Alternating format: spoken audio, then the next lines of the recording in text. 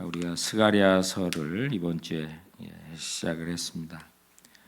스가랴서 1장 1절에 보면 다리오 왕 제2년 8째 달에 여호와의 말씀이 이또의 손자 베레가의 아들 스가랴에게 선지자 스가랴에게 임하니라라고 했는데요. 다리오 왕 제2년 8째 달이라고 이렇게 기간이 명시되어 있습니다. 학개서가 1장 14절 이하에 보면 다리오 왕 제2년 6월에 이제 성전 재건이 시작돼서 2달 후에 오늘 이제 성전 재건이 시작된 지 2달이 지난 후에 오늘 하나님께서 이제 스가랴에게 말씀이 임한 것을 알게 되는데, 우리가 학개서 2장 3절에 보면 이제 성전이 포로에서 이제 바벨론에 포로 갔다고 왔습니다. 근데 이 솔로몬의 성전이 얼마나 화려했는지 또 좋았는지, 정말 그 이스라엘의 나라가 가장 강대했을 때 다윗이 최선을 다하여 그 성전을 위한 여러 재료들을 준비를 했고, 또 그 설계도까지 성령에 의해서 받아서 본인이 하려고 했지만 하나님께서 그에게 허락하지 않으셔서 솔로몬에게 그 임무를 넘겼던 것을 이렇게 놓고 보면 그 학개서 2장 3절에 나오는 이스라엘 백성들의 그 투정과 불평이 이해가 될 것 같습니다.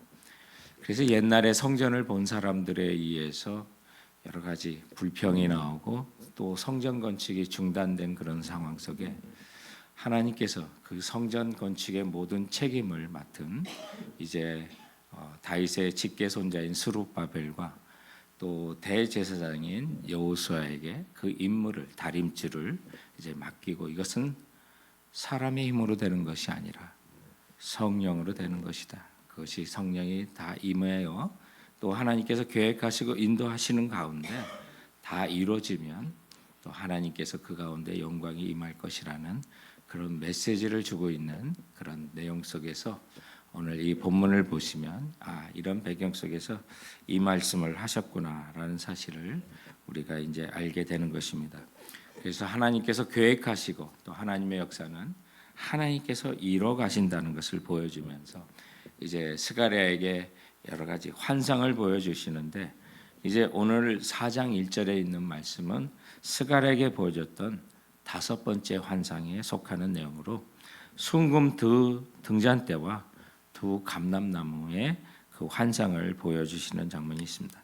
지금까지도 이제 차례로 주님께서 환상을 보여주면서 이것이 어떤 영적인 기쁨 속에서 그에게 주어진 것을 볼 수가 있게 되는데요.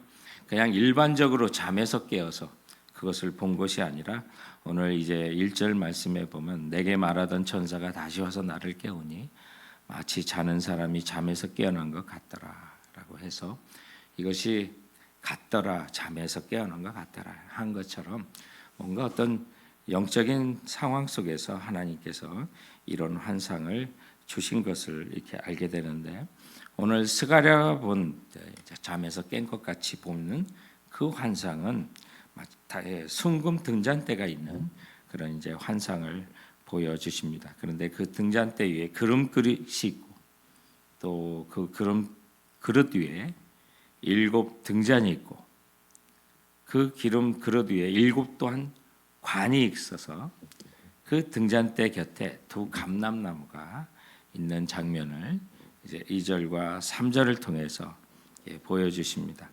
그래서 대충 이제 여러분이 생각하시면 이스라엘 백성이 지금 사용하는 메노라라고 하는 그런 촛대를 이제 상상하시면 됩니다. 그래서 기름 그릇이 있고 7개의 기둥이 있고 뭐 그런 이제 이스라엘 우리가 잘 본 것처럼 또 그림에서 보는 것처럼 이스라엘 사람들이 성전에서 올려놨다고 하는 그런 이제 메노라라고 하는 그 촛대를 기억하시면 되고, 성탄절이 되면 이스라엘 사람들에게 지금도 이것을 꺼내서 또 사용하고 있는데, 그런 이제 환상을 이제 보여주고 있는 것입니다. 그래서 그 등잔대 양옆에 감람류, 올리브 기름을 제공하는 또 감람나무가 있어서 기름이 끊임없이 공급되는 모습을 이제 하나님께서 환상 가운데 스가랴에게 이제 보여주시는데 4절 말씀에 보면 스가랴가 이러한 모습을 보며 이것이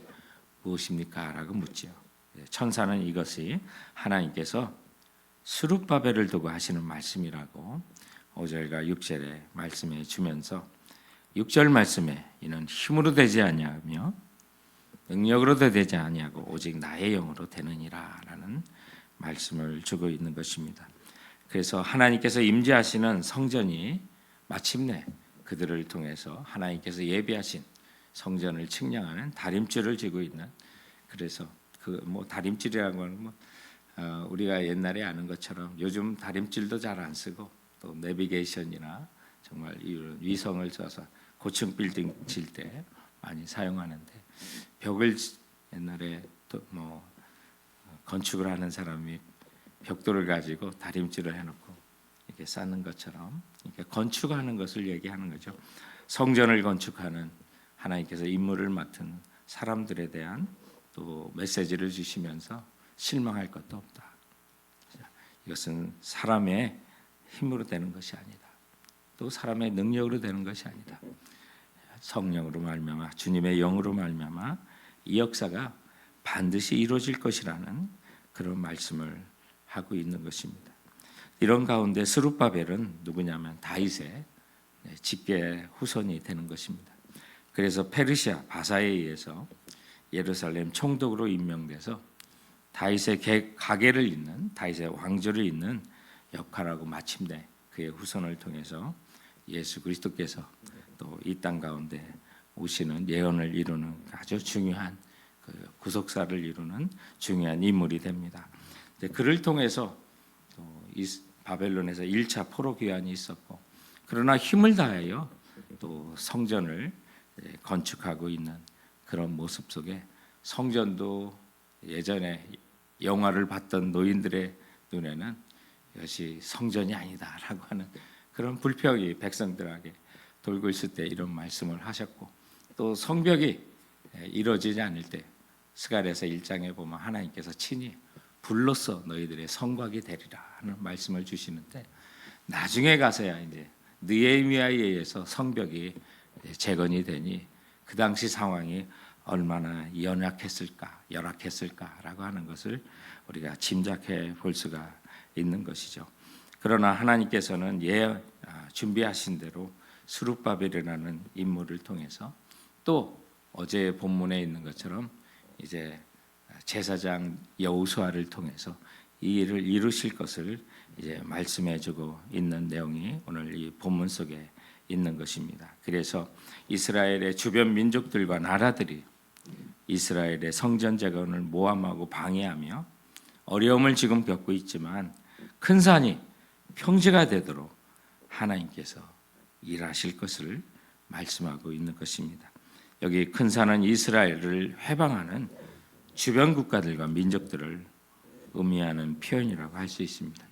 그리고 스룹바벨이 성전의 머릿돌을 놓을 때 사람들은 은총이 그에게 있을지어다라고 외치면서 말씀하면서 스룹바벨의 손을 통해 예루살렘의 성전에 기초를 놓게 할 것이며, 이런 결과를 볼 때 스가랴에게 하나님의 말씀이 확실한 사실이라는 것을 분명히 깨닫게 될 것이라고 오늘 본문의 8절과 9절에서 말씀을 하고 있는 것입니다.